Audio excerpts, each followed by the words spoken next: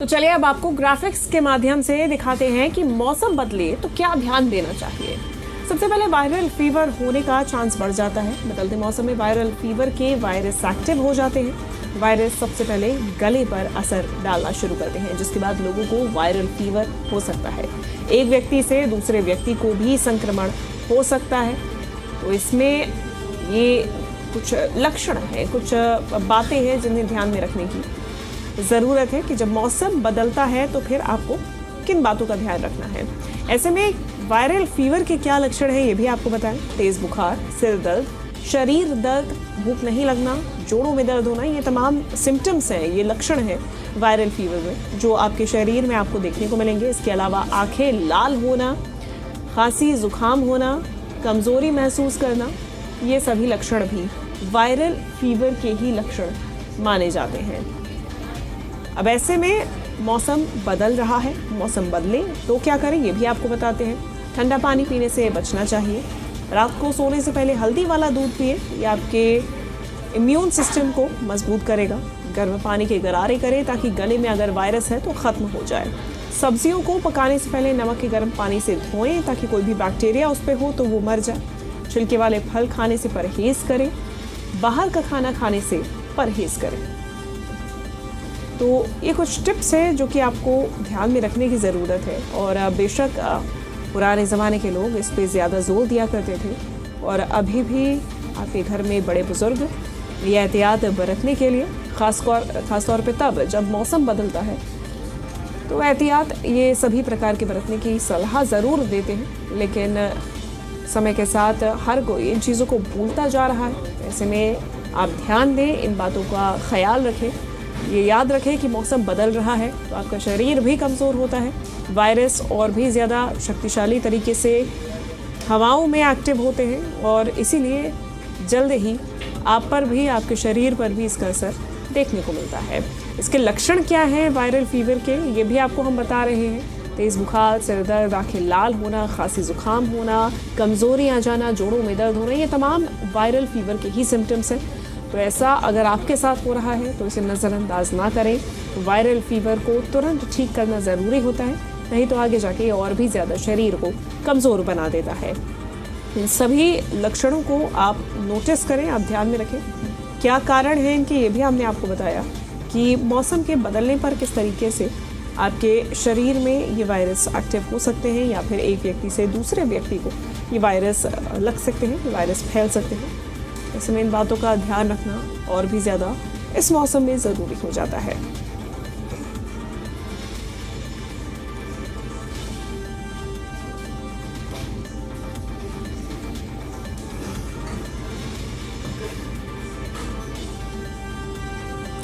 देखिए, हमारे साथ कुछ खास मेहमान जुड़ गए हैं और हम इनसे जानने की कोशिश करेंगे कि ऐसी स्थिति में क्या करना चाहिए, किस तरीके से अपने फेफड़ों को बताना चाहिए। मैं स्वागत करती हूँ, हमारे साथ पल्मोनोलॉजिस्ट डॉक्टर मनीषा मेहंदी-रत्ता जी जुड़ गई हैं। बहुत स्वागत है डॉक्टर मनीषा आपका। लंग्स के बारे में ही आपसे जानने की कोशिश करेंगे क्योंकि सबसे ज़्यादा अगर ख़ासतौर में दिल्ली एनसीआर में ये हवा, ये वायु किसी चीज़ पे इम्पैक्ट डाल रही है तो वो हमारे लंग्स हैं। तो ऐसे में सबसे पहले तो प्रायोरिटी बेसिस पे इस वक्त दिल्ली एनसीआर में किसी भी वर्ग, किसी भी आयु के लोग किन बातों का ख़ास तौर पे ख्याल रखें जैसे जैसे AQI बढ़ रहा है। तो सबसे पहले तो यही आपसे जानने की कोशिश करेंगे।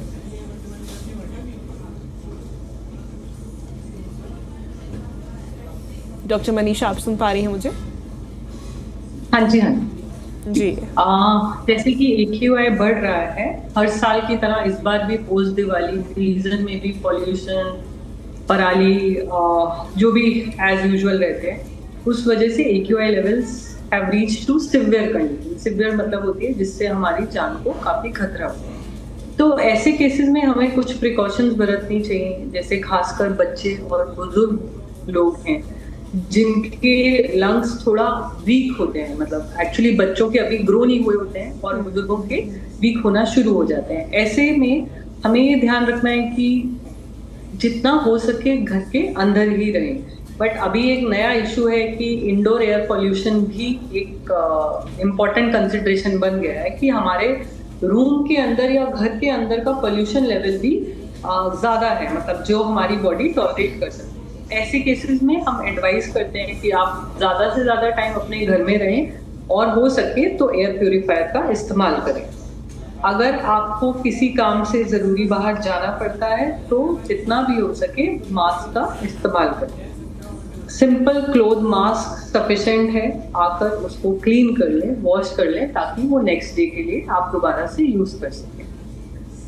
बाकी जो देसी नुस्खे हैं कि डाइट अच्छी लेनी है, हाइड्रेशन, हाँ इम्पॉर्टेंट इज हाइड्रेशन। हमें पानी का और फ्लूइड का इंटेक थोड़ा बढ़ा देना चाहिए, क्योंकि उससे एक तो हमारा बलगम पतला रहता है और हमें उसको निकालने में दिक्कत नहीं होती।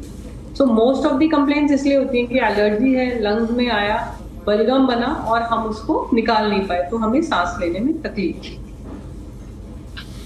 निश्चित तौर पे, और ऐसे में इन बातों का तो ध्यान रखना ज़रूरी है ही डॉक्टर मनीषा।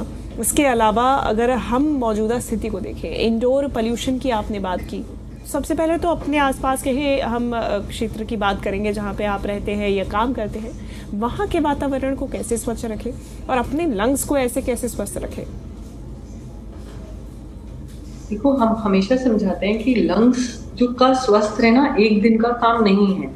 जब पॉल्यूशन बढ़ता है उस समय कुछ एक्टिवली करके हम अपने लंग्स को हेल्दी नहीं बना सकते। लंग्स को हेल्दी रखना इज लाइक बॉडी को हेल्दी रखना। अगर एक दिन हमें रन करने जाना है तो हम उसी दिन रनिंग करके प्रैक्टिस नहीं कर सकते हैं, हमें उससे पहले तैयारी करके रखना है।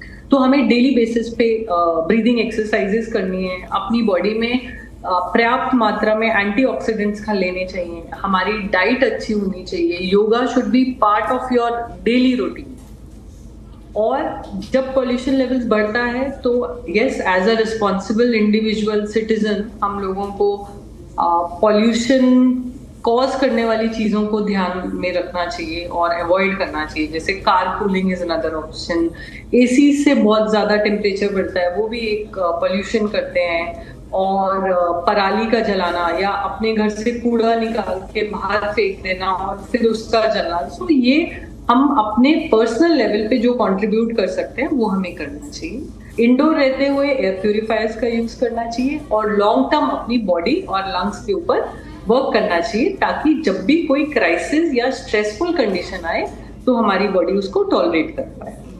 बिल्कुल। और ऐसे में बेस्ट एंटीऑक्सीडेंट फूड क्या रहेंगे डॉक्टर मनीषा जी, जिनका सेवन आपको लगातार करना चाहिए ताकि आपकी बॉडी में इनकी कमी ना हो और जब ज़रूरी हो तो आपकी बॉडी इन बैक्टीरिया से, इन वायरसेस से लड़ सके? So as such there are no specific foods जो लंग हेल्थ को बढ़ाते हैं, बट यस, एंटीऑक्सीडेंट्स के लिए हमें अच्छे डेली रूटीन में हमें फ्रूट्स लेना है। 2-4 दिन में एक एप्पल खाना डज नॉट मीन कि आप फ्रूट्स लेते हैं। आपको अच्छे से फ्रूट्स लेने हैं, नट्स मतलब ड्राई फ्रूट्स को अपनी डाइट में इंक्लूड करना है, और ग्रीन वेजिटेबल्स जैसे जिन protein rich vegetables, mushroom, broccoli, these things should be part of your daily diet in specific proportions.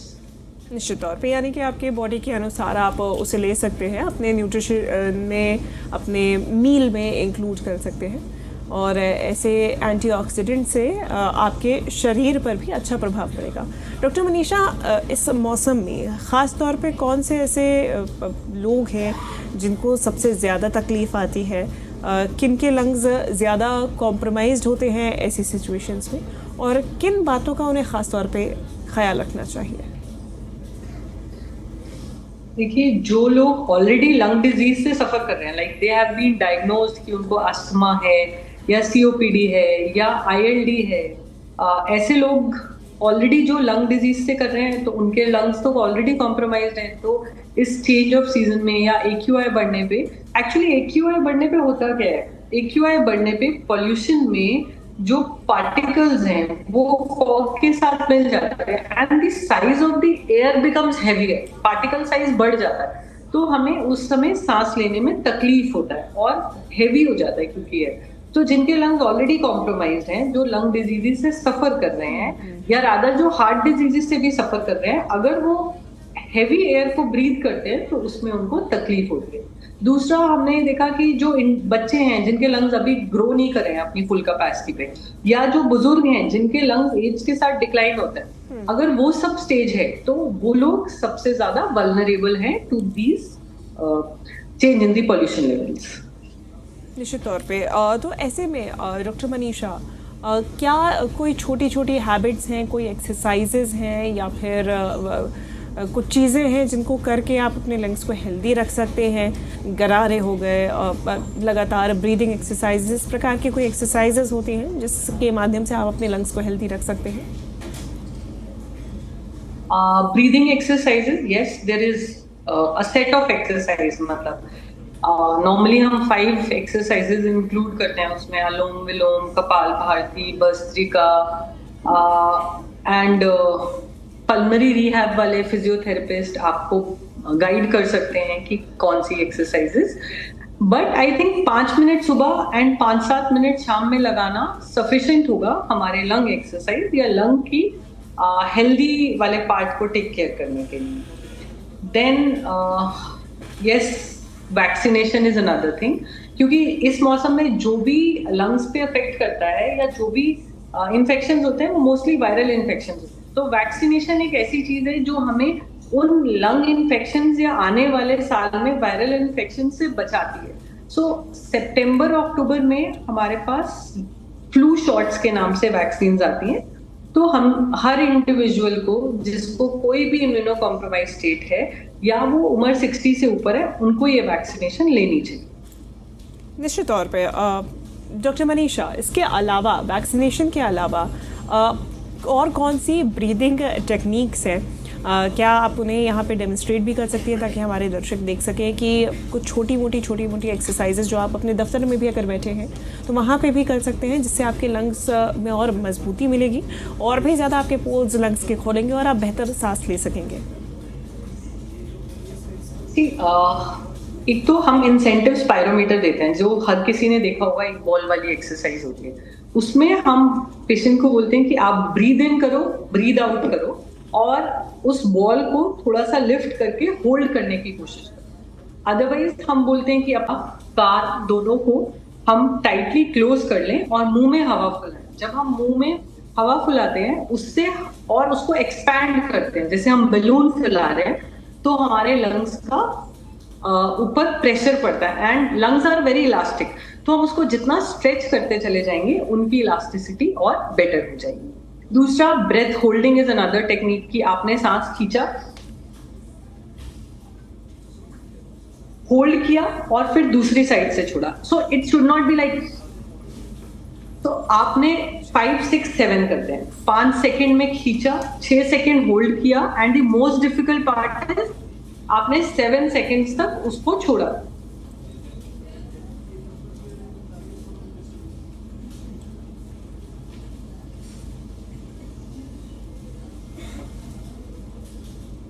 तो जितनी देर आप ब्रेथ होल्ड करते हैं and you can slowly time देख के उसको ग्रेजुअली इंक्रीज कर सकते हैं। एक दिन में आपका 6 सेकेंड नहीं होगा या 7 सेकेंड नहीं होगा, बट ग्रेजुअली 1 हफ्ता 2 हफ्ता, आफ्टर 4 वीक्स आई थिंक सब लोग उसके आसपास पहुंचना शुरू हो जाए। निश्चित तौर पे डॉक्टर मनीषा, मास्क कितना वैल्यूएबल है अभी की जो हम स्थिति देख रहे हैं? अगर हम दिल्ली एनसीआर में रह रहे लोगों की बात करें, ख़ास तौर पे यहाँ पे जिस हिसाब से वायु प्रदूषण बढ़ा हुआ है, तो कितना असर, अगर आप मान लीजिए कि 1 घंटे आप बाहर रहते हैं ऐसे AQI में, ऐसे स्मॉग के बीच में, तो कितना असर ये आपके आयु पर, एवरेज एज पर और आपकी लंग हेल्थ पर डालता है और कैसे इससे बचे?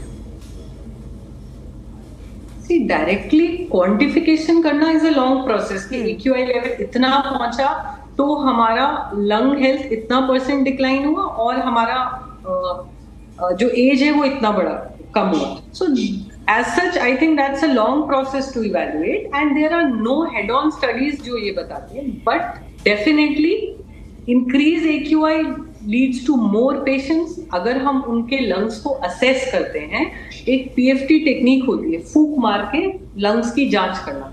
अगर हम उससे अपने लंग्स की कैपेसिटी चेक करते हैं तो डेफिनेटली जैसे जैसे AQI बढ़ता है मोस्ट ऑफ द पेशेंट्स जो ऑलरेडी अस्थमा या सीओपीडी या लंग डिजीजेस हैं, देखो healthy individual doesn't walk into the OPD, तो हम डिजीज इंडिविजुअल्स का देख सकते हैं कि उनकी जो लंग कैपेसिटीज हैं वो डिक्लाइन होती चली जाती है। एंड अगर ये डिक्लाइन रिपीटेडली होता है, रिपीटेडली मतलब अभी हुआ, फिर महीने बाद हुआ, फिर 3 महीने बाद हुआ, तो वो हमारी एज और हमारी लॉन्जेविटी को डेफिनेटली इफेक्ट करता है। सो हम उसके लिए क्या कर सकते हैं इस मौसम में? Specifically whenever we go out we use mask. So mask भी अलग अलग तरह के हैं। जब कोविड आया तब N93 वाला मास्क सबको पता चला, बट पॉल्यूशन के लिए एक सिंपल क्लोथ मास्क या जो हम नॉर्मल मेडिकेटेड मास्क यूज करते हैं वो सफिशिएंट होता है। Important part is that it should be changed और वॉश्ड, कि हमने आज मास्क पहना और हम कल सुबह फिर से वो डिस्पोजेबल मास्क पहन के जा रहे हैं, तो वो उसके जो पोर्स हैं वो तो ऑलरेडी ब्लॉक हो गए हैं। So this will not help you anymore. तो अगर क्लोथ मास्क है तो उसको रेगुलरली वॉश करें, मेडिकेटेड मास्क है तो उसको हम 1 दिन के बाद डिस्पोज ऑफ करें।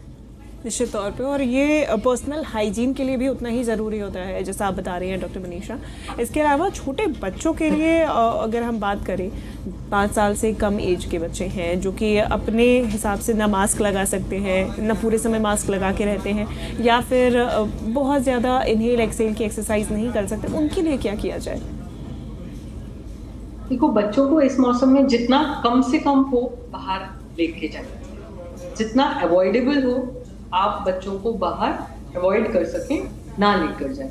और हमने बोला जो एयर प्यूरिफायर्स का यूज है ना, वो मोस्टली उन्हीं लोगों के लिए, या जो 60 या 70 ईयर्स से ऊपर है या बेड रिडन है, जो ऑलरेडी निकाल सकते हैं, या तो छोटी उम्र के बच्चे हैं तो मास्क नहीं पहनेंगे, ब्रीथिंग एक्सरसाइजेस नहीं करेंगे, उनके लिए हम यही एडवाइस करते हैं कि आप उनको बाहर नहीं लेके जाइए, वैक्सीनेट कीजिए। एंड अगर बढ़ता है पॉल्यूशन तो ये स्टीम इज अनदर थिंग। हम रात को सोने से पहले अगर एक बार स्टीम लेते हैं तो देखो, steam is not the part of the treatment, but अगर स्टीम लेते हैं तो हमारे अंदर जो पॉल्यूशन या जो पार्टिकल्स स्टिक होते हैं हम उसको डाइल्यूट करके बाहर निकाल देते हैं, so that cleanses our airway.